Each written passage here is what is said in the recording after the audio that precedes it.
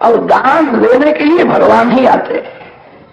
मैं तो हाथ जोड़ करके खड़ा हूं, भगवान का स्मरण करते हुए ऐसी भावना करो भगवान दान देते हैं और भगवान ही दान लेने के लिए आए हैं। ऐसे भाव से जो दान देता है उसको दान का 1000 गुना पुण्य मिलता है। बड़ी अभिमान में ऐसा बोले थे, दान लेने वाला हल्का होता है। बड़ी में सूक्ष्म अभिमान है। कोई भी सत्कर्म वंदन से ही सफल होता। बलि महाराज में सूक्ष्म अभिमान होने से वंदन नहीं करते। वंदन के बिना सत्कर्म सफल नहीं होता है। मैंने बहुत दान दिया है, अभिमान में अक्कड़ में खड़े थे। वामन जी महाराज ने कहा मेरा एक पांव बाकी है। बंधन में आए हैं। उस समय बलि महाराज की धर्मपत्नी जो विंध्यावली रानी है, विंध्यावली रानी ने पतिदेव की भूल सुधारी है। विंध्यावली रानी ने वंदन करके कहा है जगत के मालिक आप हो, मालिक को कौन दे सकता है? आपने जो दिया था वही आपको अर्पण किया है, दान नहीं दिया है। आपका ही आपको निवेदन किया है। जीव क्या दे सकता है? मेरे पतिदेव की बोलने में भूल हुई है। जीव देने वाला नहीं है, जीव तो लेने वाला है। क्रीडार्थमात्मनैवं त्रिजगत्कृतं ते स्वाम्यन्तु तत्र कुधिया परैष कुर्युः कर्तुः प्रभोस्तव किमस्यत आवहन्ति त्यक्तर्यस्त्वदवरोपितकर्तृवादाः। जीव तो तन का भी मालिक नहीं है, जीव धन का मालिक कैसा हो सकता है? शरीर के मालिक भी भगवान है। भगवान की आज्ञा हो कि मकान छोड़ना ही पड़ेगा। भगवान को कोई कह सकता है 50 साल से मैं इस मकान में रहता हूं, अब मेरा हक हो गया है? जीव तो तन का भी मालिक नहीं है, जीव धन का मालिक नहीं हो सकता। मेरे पतिदेव की भूल हुई है, भूल से जीव ऐसा समझता है मैं मालिक हूं, मानव मुनि मैं। कोई मानव मालिक नहीं हो सकता, मालिक तो भगवान है। आपका ही आपको अर्पण किया है। मेरे पतिदेव की बोलने में भूल हो गई, मैं क्षमा मांगती हूं। मेरे पतिदेव को बांधना नहीं। बलि राजा को विंध्यावली धैर्य देती है और विंध्यावली ने समझा भगवान को वंदन करो। वंदन से ही सत्कर्म सफल होता है।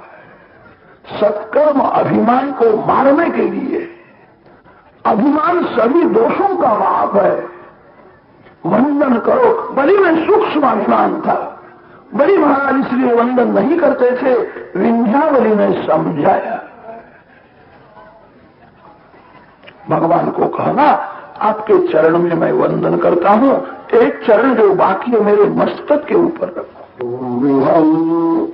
कांतकामदं शिरसिधेहिना श्रीकरग्रहम्। हे कांत, हे प्यारे, आपका हाथ मेरे मस्तक पर रखो। मस्तक में बुद्धि है, बुद्धि में काम सोया हुआ रहता है। काम मरता नहीं है, काम सोया हुआ रहता है। काम जागता है तो उसको बहुत भूख लगती है। काम मरता नहीं है, काम सोया हुआ रहता है। दूसरे जन्म में भी काम जागता है। काम जागने के बाद ज्ञान को धक्का मारता है, विवेक बह जाता है। काम मरता नहीं है। सद्गुरुदेव जब मस्तक ऊपर हाथ रखते हैं तो अभी बुद्धि में से काम निकलता है। बुद्धि में काम सोया हुआ रहता है। इसीलिए संस्कृत भाषा में काम का नाम है रुक्षय। रुदिशेते इति रुक्षया।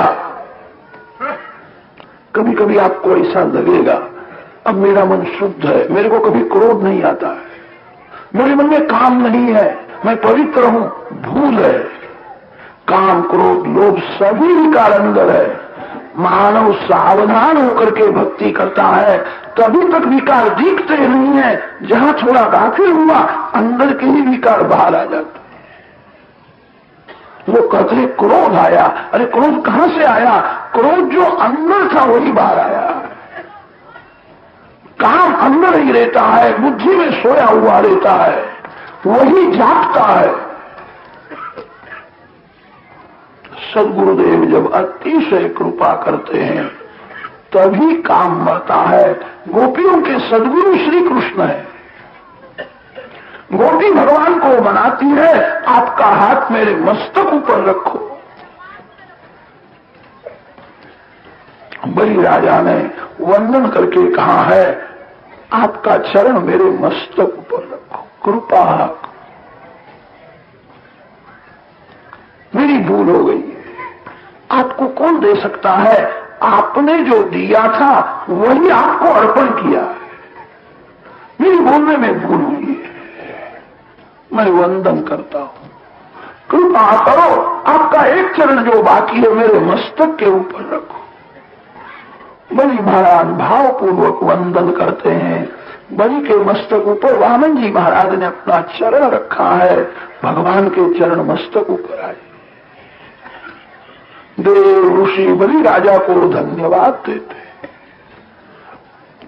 बड़ा भाग्यशाली है, भगवान के चरण उसके मस्तक ऊपर आए।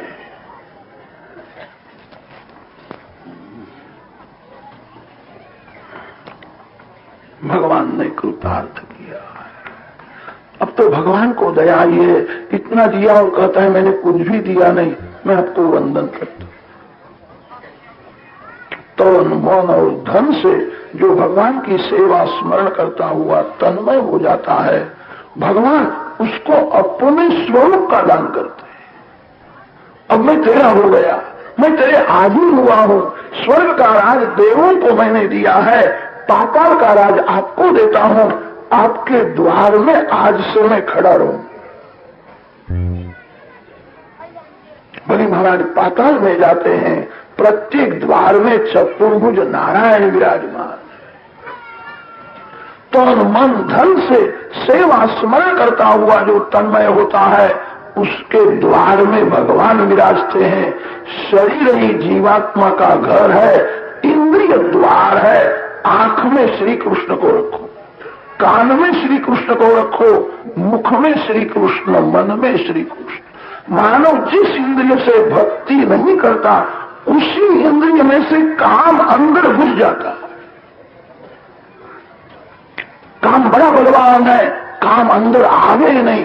काम अंदर आने के बाद ज्ञान टिकता ही नहीं है। काम अंदर आने के बाद शक्ति का विनाश करके ही बाहर जाता है। ऐसा सादा और सात्विक जीवन होना चाहिए, काम अंदर आवे ही नहीं।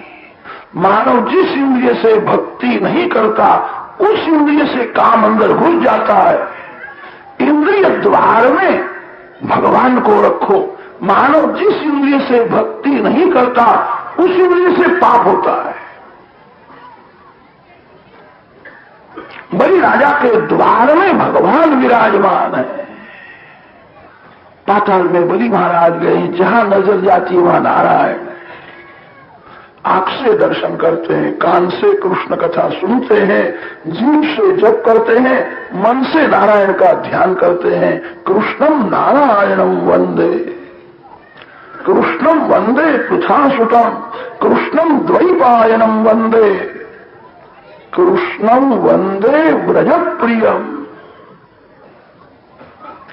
प्रत्येक द्वार में भगवान है। कैसा आनंद है! स्वर्ग से भी आनंद मेरे को भगवान ने ज्यादा दिया। देवों को स्वर्ग का राज मिला, देव सुखी हुए।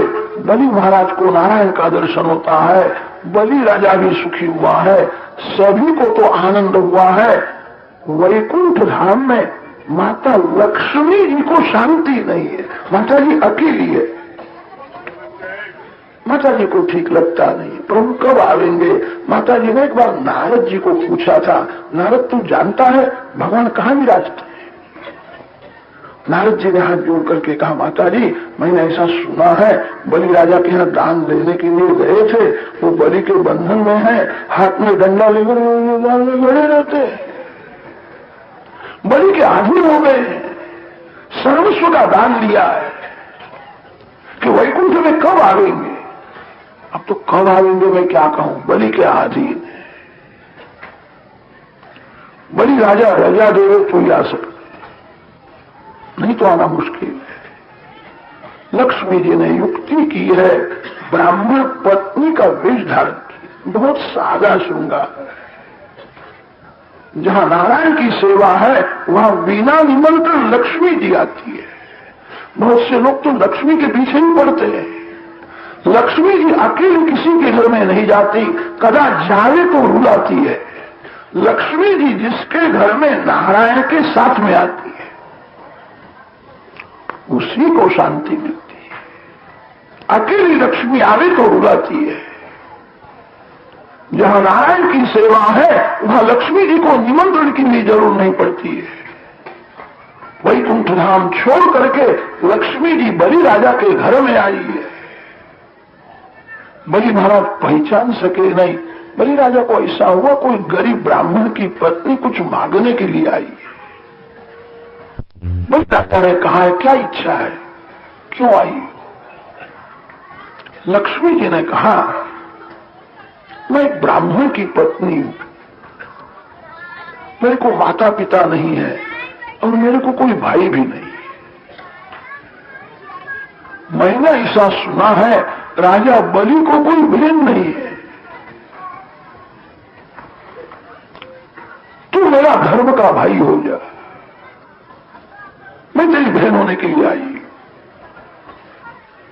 बलि राजा को आश्चर्य हुआ, कैसा बोलती है?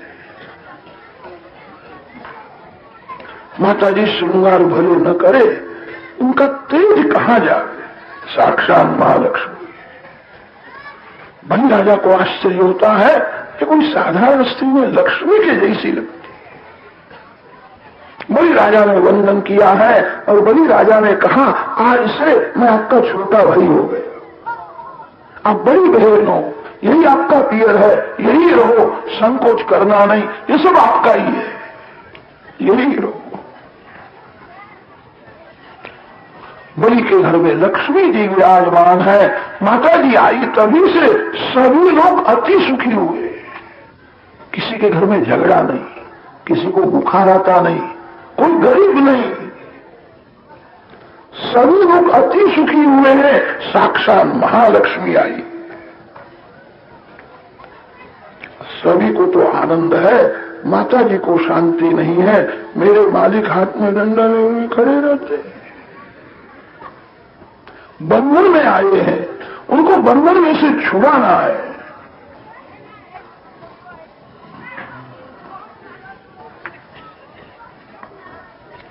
श्रावण महीना की पूर्णिमा है। बलि राजा को लक्ष्मी जी ने कहा है आज रक्षा बंधन होता है। बहन अपने भाई को आशीर्वाद देती है, मेरा भाई सुखी हो गए, तेरे लिए मैं राखी लेकर के आई।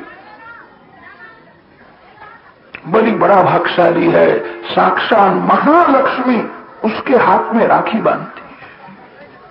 माता जी ने आशीर्वाद दिया है मेरा भाई अमर होवे, मेरा आशीर्वाद है काल भी तेरे को नहीं मार सकता है।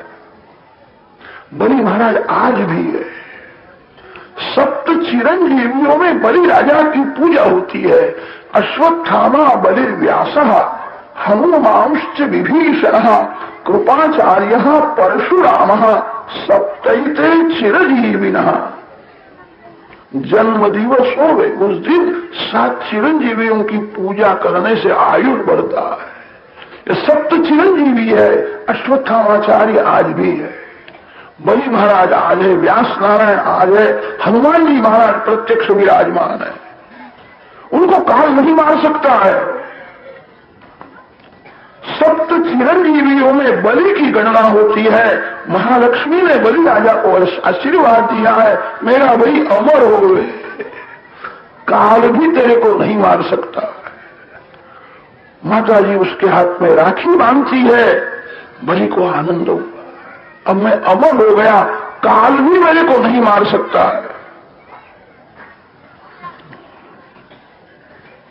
बलि राजा ने विचार किया, बहन हाथ में राखी बांधती है तो भाई का भी धर्म है, उसको कुछ देना चाहिए। मेरे हाथ में राखी बांधी है, मेरे को आशीर्वाद दिया कि काल भी मेरे को नहीं मार सकता। बलि राजा वंदन करता है और बलि राजा ने कहा है, आप आई तभी से हम सभी लोग बहुत सुखी हुए, आपके आशीर्वाद से सभी जीव सुखी है। आज मेरे हाथ में राखी बांधी है, मेरे को ऐसी इच्छा होती आपको मैं कोई अलंकार दूं, जो अलंकार आपके घर में न हो सो आज मांग लेना। लक्ष्मी जी ने कहा, मेरे घर में सब कुछ है, एक ही नहीं, मैं दुखी हूं कि बहन तेरे घर में क्या नहीं है, तू जो मांगेगी तेरे को मैं दूंगा। लक्ष्मी जी ने कहा है, मेरे हृदय का हार तेरे घर में पड़ा। बलि महाराज पहचान सकने क्या बोलती है, आपके हृदय का हार मेरे घर में है, मैं समझता नहीं। बलि महाराज जानते नहीं ये लक्ष्मी जी है, साक्षात चतुर्भुज रूप से लक्ष्मी नारायण प्रकट। बलि राजा ने लक्ष्मी नारायण की पूजा की है। लक्ष्मी जी ने कहा है, भगवान को तेरे बंधन में से छुड़ा। बलि राजा को तब ज्ञान हुआ है तो साक्षात महालक्ष्मी, मैं पहचान सका नहीं, जगत की मां है, मैं उसको बहन बहन कहता था। मेरे हाथ में राखी बांधी है, मेरी भूल हो गई। बलि महाराज वारंवार वंदन करता है, अपराध की क्षमा करो। लक्ष्मी जी ने आशीर्वाद दिया, तेरा कोई अपराध नहीं है, मेरे मालिक को मैं छुड़ाने के लिए आई थी। नारायण को बलि के बंधन में से छुड़ा करके माता महालक्ष्मी जी वैकुंठ धाम में ले। वामन जी का चरित्र दिव्य है। पितृतिथि होवे उस दिन वामन चरित्र की कथा सुनने से पितृ बहुत प्रसन्न हो जाते। क्रियमाणे कर्मणि दये पित्रे क्षमांसे यत्र यत्रानुकीर्तेत तत्तेषां सुकृतं विदुः। 23वें अध्याय में वामन चरित्र की समाप्ति की है। अष्टम स्कंध का अंतिम अध्याय 24वां है, उसमें मत्स्य नारायण की कथा आती है। परीक्षित राजा का प्रश्न है, मत्स्य नारायण की कथा सुनने की इच्छा है। दक्षिण भारत में त्रिवेंद्रम है, वहां कृतमाला नदी है। कृतमाला नदी के किनारे मत्स्य नारायण प्रकट हुए। सत्यव्रत मनु महाराज वहां राज्य करते थे, उनके हाथ में मत्स्य नारायण आए हैं। जो सत्य के साथ स्नेह करता है, जो सर्वकाल सत्कर्म करता है, उसके हाथ में भगवान आते हैं। मानव सत्कर्म करे तो लक्ष्मी उसके हाथ में आवे तो क्या आश्चर्य है। लक्ष्मी पति भी हाथ में आते हैं। कर मध्य तु गोविंद प्रभाते कर दर्शनम। जो सत्य के साथ स्नेह करता है, जो दिन भर सत्कर्म करता रहता है, सत्कर्म में लोभ रखो, संपत्ति में संतोष मानो, संसार सुख में संतोष मानो। सत्कर्म में जो लोभ रखता है, एक सत्कर्म पूरा होवे के दूसरा करो, दूसरा पूरा होवे के तीसरा करो। जो सत्य के साथ स्नेह करता है, परमात्मा प्रसन्न होवे, ऐसा जो सत्कर्म करता रहता है, उसके हाथ में भगवान आते हैं। भगवान प्रसन्न होवे, ऐसा सत्कर्म करते रहो। भगवान प्रसन्न हुए कि नहीं जानने की एक युक्ति है।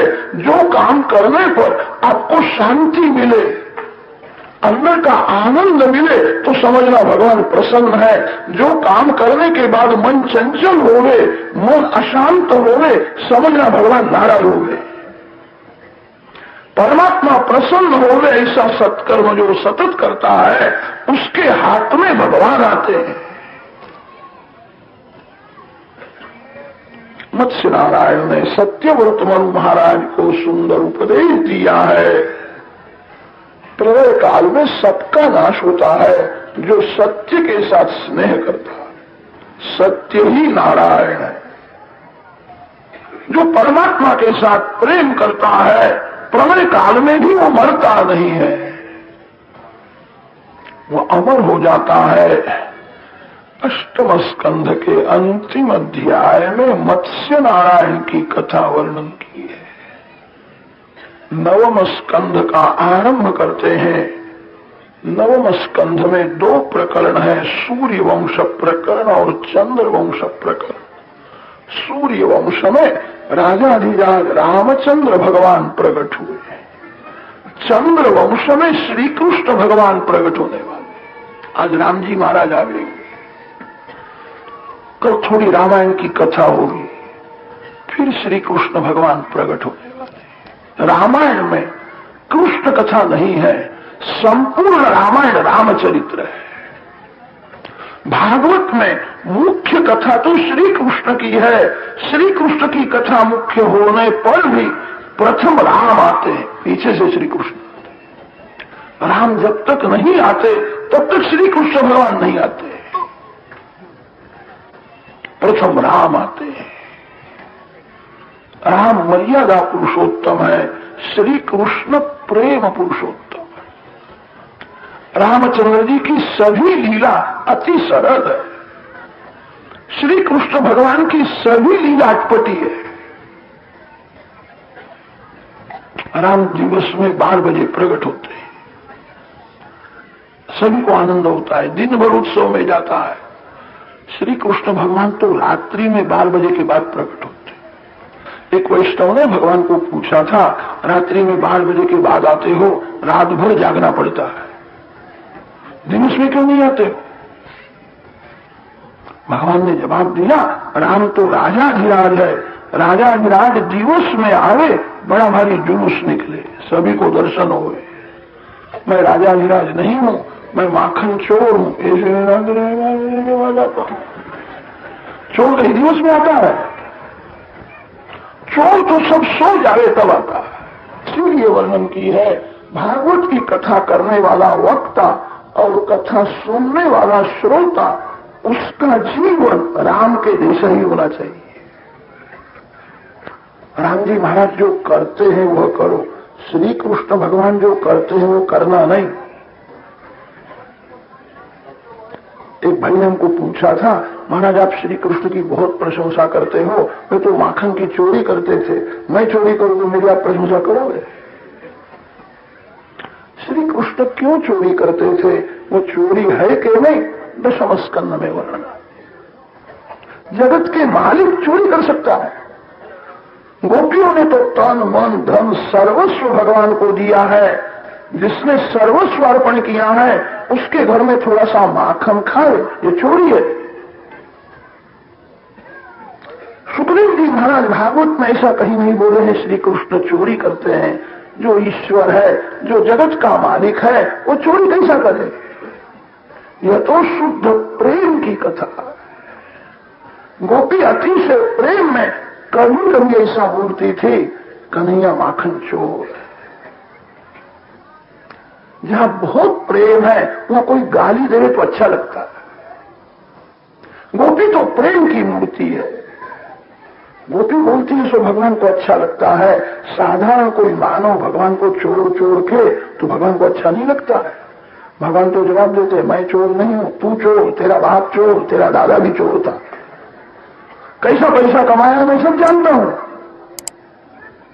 भगवान तो मालिक है। राम जी की लीला मानव को अनुकरणीय है। श्री कृष्ण चरित्र अनुकरणीय नहीं है। सुखदेव जी महाराज ने खास कहा है, श्री कृष्ण की रास लीला सुनो, आप कभी रासलीला करना नहीं। रासलीला करने की आज्ञा नहीं है, सुनने की आज्ञा है। एक एक गोपी के साथ में एक एक श्री कृष्ण का स्वरूप है। संतों ने वर्णन किया है, रासलीला में श्री कृष्ण 4.5 वर्ष के थे तब रासलीला हुई। कई कई ग्रंथों में वर्णन आता है श्री कृष्ण 7 वर्ष के थे तब रासलीला हुई है। 10 पूरे हो गए, फिर तो भगवान गोकुल छोड़ करके मथुरा में गए। श्री कृष्ण भगवान की रासलीला चिंतनीय है, अनुकरणीय नहीं है। एक एक गोपी के साथ एक एक श्री कृष्ण का स्वरूप है। वृंदावन के संत रासलीला का अनुकरण तो करते हैं, बहुत विवेक से, मर्यादा से करते हैं। बालक जहां बड़ा हो जाए उसको रास में से निकाल देते हैं। अशुद्ध लीला है, निर्विकार लीला है। श्री कृष्ण भगवान की लीला का रहस्य समझना कठिन है। राम की मर्यादा का जो पालन करेगा उसी का मन शुद्ध होगा। जिसका मन शुद्ध है वही रास का रहस्य समझ सकता है। जिसने रावण को मार डाला है, राम की मर्यादा का पालन करो तो रावण मरेगा, रावण मरे तो रास में प्रवेश मिलता है। जिसको याद आता है मैं पुरुष हूं, मैं स्त्री हूं, उसको रास में प्रवेश मिलता ही नहीं। स्त्रीत्व पुरुषत्व की जब पूर्ण विस्मृति होती है, देह भाव मर जाता है तो गोपी भाव जाता है। रास में किसी स्त्री को प्रवेश नहीं है, रास में किसी पुरुष को प्रवेश नहीं है। स्त्रीत्व पुरुषत्व की जब विस्मृति होती है, देह भाव जब मर जाता है तो गोपी भाव जागता है। साधारण मानव यह कथा करने के लिए लायक नहीं है, साधारण मानव सुनने के लिए भी लायक नहीं है। कृष्ण लीला का रहस्य वही समझ सकता है जो राम की मर्यादा का पालन करता है। मर्यादा में जो रहता है धीरे धीरे मन शुद्ध होता है। जो मर्यादा का भंग करता है वो ज्ञानी होवे कि योगी होवे, एक दिन उसका पतन हो जाएगा। महान वो है जो धर्म की मर्यादा में रहता। जिसने धर्म की मर्यादा का भंग किया है वो महान ज्ञानी होवे, योगी होवे, एक दिन पतन हो जाएगा। राम धर्म की मूर्ति है, जीवन राम के जैसा ही होना चाहिए। इसलिए भागवत में राम कथा प्रथम आती है। परीक्षित राजा का प्रश्न है, सूर्य वंश की कथा सुनने की इच्छा है। सुखदेव जी महाराज वर्णन करते हैं, राजन वंश की कथा बहुत दिन तक मैं करूं तो भी उसका अंत नहीं आएगा। समय अनुसार संक्षेप में यह कथा तेरे को सुनाता हूं। आदि नारायण परमात्मा के नाभि में से कमल उत्पन्न हुआ, कमल में ब्रह्मा जी प्रकट हुए, ब्रह्मा जी के पुत्र मरीचि ऋषि हुए, मरीचि ऋषि के पुत्र कश्यप हुए, कश्यप के पुत्र विवस्वान सूर्य हुए हैं। उनके यहाँ वैवस्वत मनु का प्रागट्य हुआ है।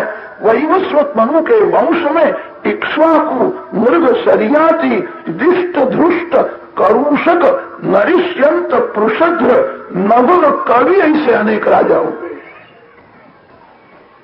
एक एक का वंश वर्णन किया है।